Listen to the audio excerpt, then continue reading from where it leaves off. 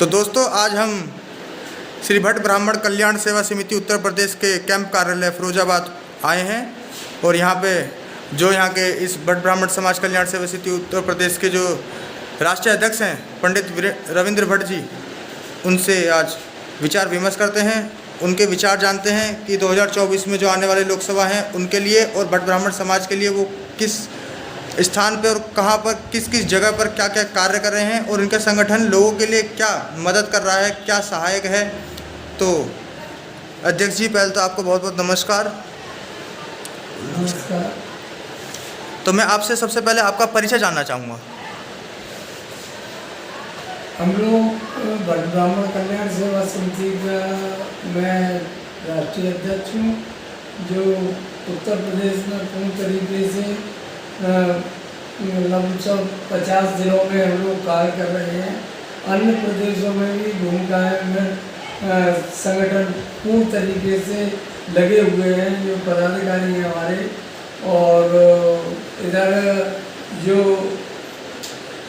10-15 जो राज्य हैं उत्तर प्रदेश से अलावा हरियाणा, दिल्ली, राजस्थान, मध्य प्रदेश, छत्तीसगढ़, इधर आंध्र प्रदेश, इन लोगों में भट्ट ब्राह्मण समाज की जो हमने भूमिका उनके हाथों में दी है, वो श्री कुलदीप भट्ट जी हैं, जो हमारे संस्था के वो सचिव जी हैं ये, और अन्य साथियों के साथ में हमने पूर्ण तरीके से और अपनी टीम को लगा दिया है भट्ट ब्राह्मण कल्याण से हर तरीके से, और पूर्ण तरीके से लगे हुए हैं और हम पूर्ण तरीके से कार्य में सफल होंगे। तो ये प्रदेश सचिव पंडित कुलदीप भट्ट जी हैं और ये इनके संगठन के सहायक श्री सुनील भट्ट जी हैं। आज हम इनसे दोस्तों ये जानने की प्रयत्न करेंगे कि जो भट्ट ब्राह्मण समाज, वैसे तो इस देश में भारत लोकतांत्रिक देश है और इसमें कई संगठन कई सुचारू रूप से काम कर रहे हैं, पर जो भट्ट ब्राह्मण समाज को लेके लोगों के अंदर अंधविश्वास है, उनके लिए जो भी लोग सोचते हैं कि भट्ट ब्राह्मण समाज एक निम्न जाति है, नीची जाति है। तो दोस्तों आइए सबसे पहला सवाल अध्यक्ष जी से ये करते हैं कि जो भट्ट ब्राह्मण समाज को लेकर लोगों के अंदर अवधारणा है, लोगों के अंदर बहुत सी गलत फहमी है कि भट्ट ब्राह्मण समाज एक पिछड़ी जाति से आता है। इनको लोग मतलब बहुत ज़्यादा कई तबके हैं, कई ज़िले हैं जहाँ पे भट्ट ब्राह्मण समाज को लोग बहुत नीची जाति समझते हैं। तो हम ये जानना चाहते हैं अध्यक्ष जी से कि आप इस क्वेश्चन को, लोगों के जो प्रश्न हैं, इसको किस तरीके से देखते हो। भट्ट ब्राह्मण समाज हर विषय पर कार्य किया भारत के इतिहास में, चाहे वो तात्या टोपे जी हों, महर्षि कुमार भट्ट जी हों, महर्षि कुमार भट्ट जी हों या महर्षि आर्यभट्ट जी हों, इन्होंने अपने अपने स्तर पर ऐसा कार्य किया भारत के लिए जो दुनिया में अभी तक किसी ने नहीं कर पाया।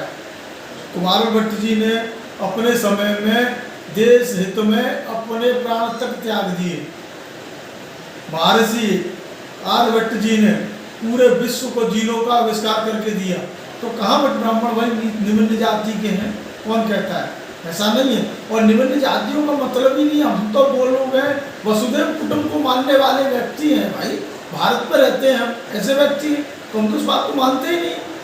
हाँ, ब्राह्मणों का जो दायित्व है उसको निभाने में भट्ट ब्राह्मण समाज कभी पीछे नहीं हटता। हर विषय पे हमने आज तक, कभी चाहे हमें युद्ध की बारी आई हो तो हमने युद्ध, कभी कभी ऐसा भी हुआ है कि राजाओं के साथ संग्राम भी करना पड़ा है हमें, उनके साथ झगड़े जो भी युद्ध हुए उनके साथ सहयोगी करके बने हैं। कभी ऐसा भी हुआ है कि उनके गुरु बन के सहयोगी रहे। तो भट्ट ब्राह्मण समाज जहाँ उनका स्तर ऐसा लगा तो उन्हें कार्य की जरूरत है, देश के हित में उनकी जरूरत है देश को, वहाँ लगे रहे, कभी पीछे नहीं हटा। अपने प्राणों की आहुति तक दे दी है भट्ट ब्राह्मण समाज ने। एक भट्ट ब्राह्मण समाज का एक गौरवशाली इतिहास रहा है।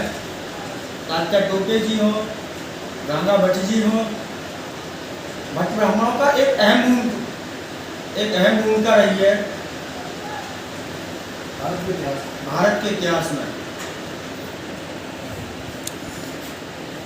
2024 में जो लोकसभा आ रहे हैं, आप जो उन चुनावों में आप अपने भट्ट ब्राह्मण समाज को किस रूप में देखना चाहते हो?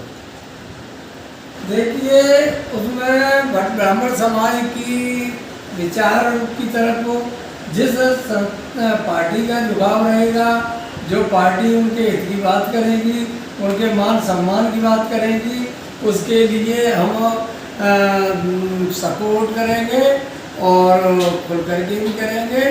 जो विचार हमारे उनके मिलेंगे, हम सब पूर्ण तरीके से उनके साथ निभाएंगे। अच्छा, भट्ट ब्राह्मण समाज के जो भी संगठन में लोग हैं, आपका जो संगठन है वो अभी प्रेजेंट में कहाँ पर होगा, मतलब कहाँ पर कार्यरत है? हमारे प्रदेश में 50 जिले में और पूर्ण तरीके से संगठन गठन हो चुका है, और अन्य प्रदेशों में राजस्थान और ये हरियाणा, पंजाब और दिल्ली और उत्तराखंड और कई अन्य तमाम दुनिया के प्रदेश हैं, इनमें हम पूर्ण तरीके से लगे हुए हैं। और हमारी भावना है कि हम उन जगह पर सफल होंगे और समाज हित में हम पूर्ण तरीके से कार्य करेंगे। अच्छा, भट्ट ब्राह्मण समाज जो आपका संगठन है, ये आने वाले भविष्य में किस ओर जा रहा है? मतलब आप जो संगठन को लेके चल रहे हो, लोगों को जोड़ने का काम कर रहे हो, ये किस ओर, मतलब आप भविष्य में किस ओर जाते हुए देख रहे हो अपने संगठन को? भट्ट ब्राह्मणों के उसमें पूर्ण तरीके से लगे हुए हैं, आगे भी रहेंगे, और संगठन में जो भी कार्य हैं पूर्ण तरीके से वो है समाज की भलाई में, ब्याह से, शादी से, पढ़ाई से, लिखाई से, बुनाई से हर तरीके से मदद करेंगे। संगठन मजबूत होगा तो हर चीज़ में हम हर भावनाओं को पहचानते हुए समाज का सहयोग करेंगे। भट्ट ब्राह्मण समाज पूरे भारत का भट्ट ब्राह्मण समाज कल्याण सेवा समिति से जुड़े, ऐसी कामना करता हूँ। और राष्ट्रीय स्तर में पूरे भारत में इसका एक मुहिम चल रही है। कुछ दिन में पूरे सब व्यक्तियों, प्रत्येक व्यक्ति के पास पहुँच जाएगा कि सब निमंत्रण जमीनी स्तर पर हम लोग काम करना चाहते हैं पूरे भारत में।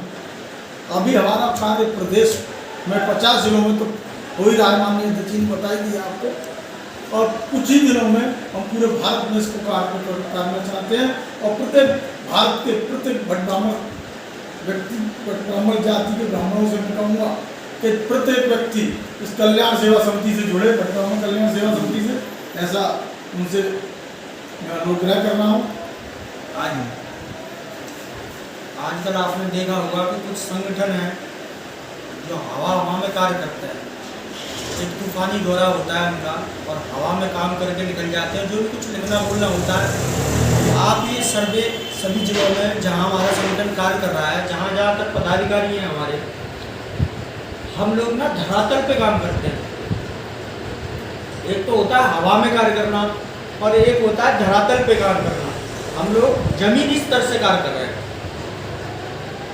समाज के प्रत्येक व्यक्तियों के दुख सुख में शामिल होकर कार्य कर रहे हैं।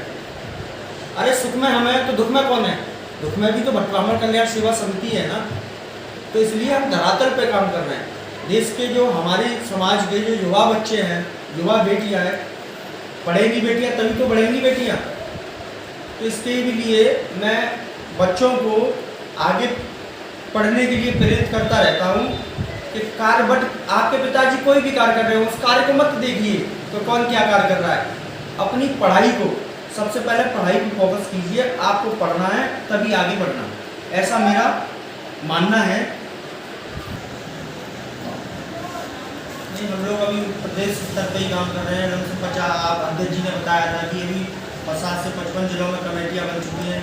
सभी पदाधिकारीगण लोगों की पीड़ाओं को सुनते हैं, लोगों से जाकर मिलते हैं, समाज हित के बारे में नई जानकारी देते हैं उनको। समाज स्तर पर क्या होना चाहिए, क्या नहीं होना चाहिए, कैसे बहन बेटी बच्चों की सुधार के लिए हो। चाहे जैसे हमारी समाज में कुछ बच्चे पढ़ लिख नहीं पाते हैं, जिनके फादरों के पास, जो माता पिता हैं उनके पास पैसा नहीं है पढ़ाने के लिए, उनके लिए कम से कम भट्ट ब्राह्मण कल्याण सेवा समिति जो संगठन है हमारा, वो कम से कम 50% उनकी हेल्प करता है।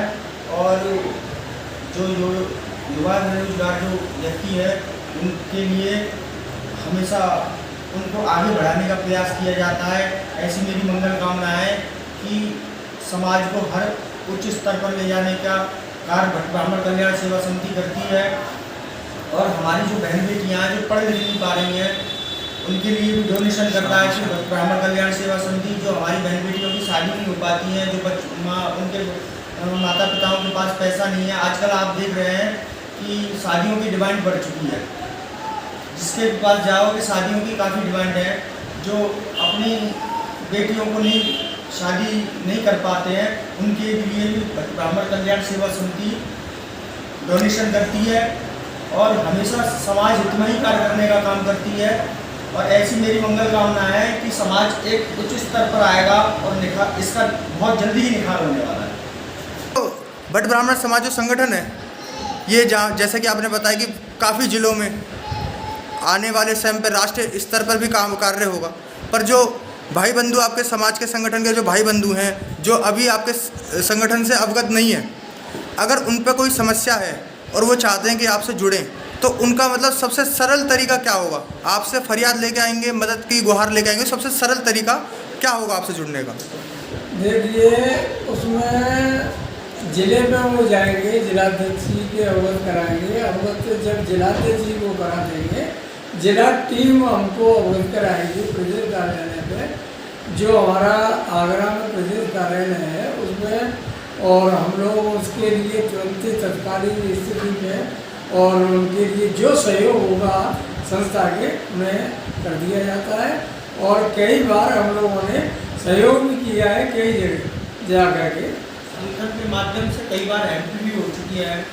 आपने देखा होगा कि कैंसर पीड़ित थे बंटी शर्मा जी ग्वालियर के निम्मा जी की खोई में, और वहाँ पर भी संगठन ने बढ़ चढ़ कर हिस्सा लिया और उनकी मदद करने का कार्य किया। झांसी में एक कैंसर पीड़ित परिवार था, उनकी भी मदद करने का संगठन ने कार्य किया। और आगरा प्रकाश नगर में एक बुजुर्ग दंपति थे, उनकी भी मदद करने का संगठन ने कार्य किया। 24 घंटे अवेलेबल रहते हैं, फील्ड में रहता है संगठन। एक बोलते हैं ना फील्ड में रहना, मैं 24 घंटा भट्ट ब्राह्मण कल्याण सेवा समिति की जो जिले स्तरों की टीम है, जो जिले के पदाधिकारीगण हैं सभी, वो हर समय 24 घंटे फील्ड में अवेलेबल रहते हैं। तो हम लोग बहुत जल्दी समाज में अच्छी तरीके से एक निखार को ला रहे हैं। और युवाओं जो बच्चे पढ़े लिखना चाह रहे हैं, मैं उस पर एक बार फिर गौर दूंगा। मेरी सभी समाज बंधुओं से ये निवेदन है कि जो बच्चे पढ़ लिख नहीं पा रहे हैं, जिनके माता पिताओं के पास पढ़ाने लिखाने के लिए पैसा नहीं है, तो हमारी जो भट्ट ब्राह्मण कल्याण सेवा समिति संगठन है जो प्रदेश कार्यालय है आगरा में, उस पर आकर संपर्क करें। देखो ऐसा है कि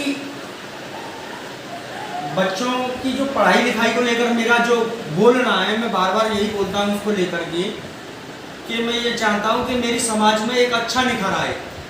जो भट्ट ब्राह्मण समाज का पहले पूर्वजों के ज़माने से एक गौरवशाली इतिहास रहा है, चाहे वो दुर्गा भाभी भट्ट जी हों, महंत क्रांतिकारी पंडित गंगा भट्ट जी हों, गंगकवि भट्ट जी हों, महर्षि आर्य भट्ट जी हों, महर्षि कुमारी भट्ट जी हों, महर्षि बच्चन भट्टाई जी हों, काफ़ी गौरवशाली इतिहास रहा है भट्ट ब्राह्मण समाज का।